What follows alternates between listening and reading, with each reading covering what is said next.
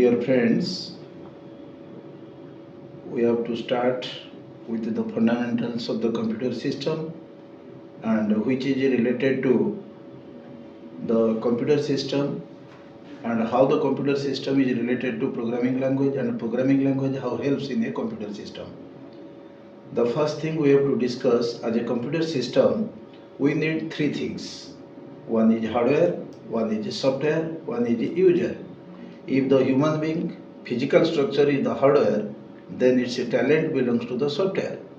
Hardware are the physical component of the computer system, just like you see your CPU, your monitor, your printer, your any other input-output devices having physical appearance, that is known as your hardware. What is software? What we can feel but having no physical existence. The logical component of the computer system is known as your software. Just like your knowledge, you feel but you cannot physically transfer it. You can only accept it. You can feel it. Like Windows, C, C++, Java, .NET, all are the logical component of the computer system which is known as your software. Hardware and software being together makes a complete system because software gives life to the hardware. What the work of user? Because if you don't know regarding the hardware and software, you cannot interact with the hardware or software. The user is the person who having the sufficient knowledge regarding the hardware and software. By taking whose knowledge, user can do something onto the computer system. Hence, computer needs three things. One is hardware, one is software, and another is user. Here we have to basically, as it is related to the computer programming languages, we have to go to the software.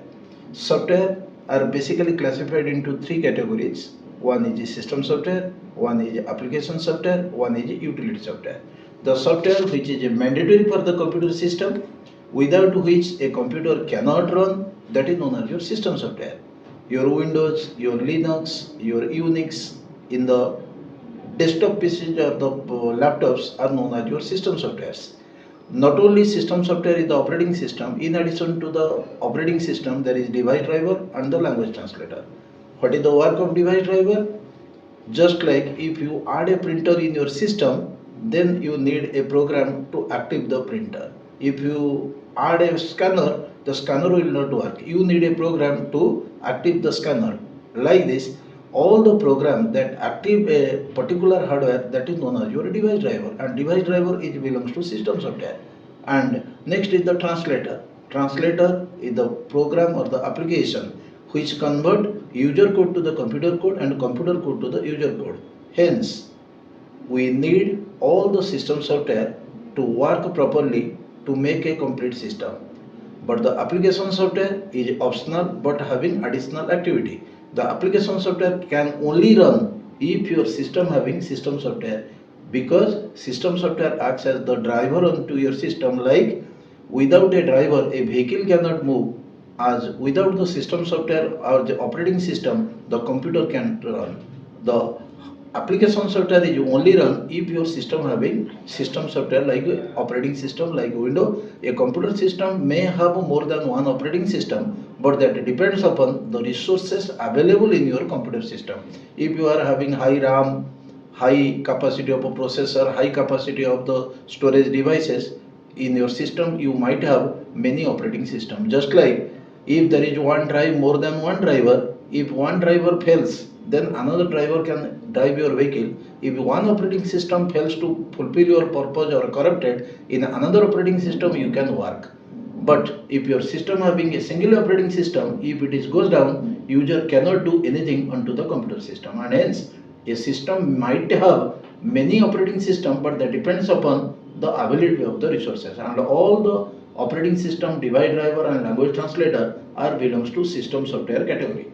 Then the application software, each and every application software has a particular role to perform, just like Word's functionality, Excel's functionality, PowerPoint's functionality, C, C++ and Java's functionality, or you think like that, your WhatsApp, your Instagram, or any type of other application software having individual role. And those application software only run if your system having the system software. If there is no system software, any application software cannot run. And our programming language that we going to discuss in latter part C is belongs to application software category. Hence, we are discussing about the softwares.